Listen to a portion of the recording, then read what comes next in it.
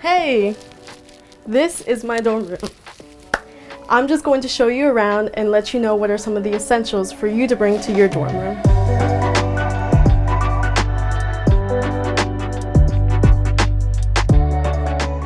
As you can see, I'm very well decorated. I have my photos to help with my homesickness, and I just love seeing them all the time.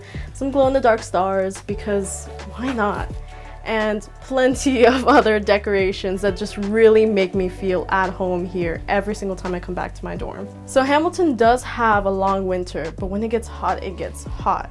So a fan was a must-have for me here. So as you can see, I have a lot of stuff on my desk, but my essentials are definitely lamps for when I'm studying, and of course my lovely surge protector extension cord that is so useful because I have so many things plugged in, as you can see right now.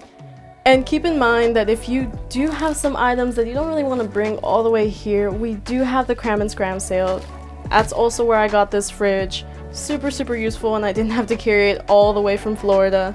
So check it out. For the first time this year, it's going to be freshmen only before all the other upperclassmen get here. So this is your chance.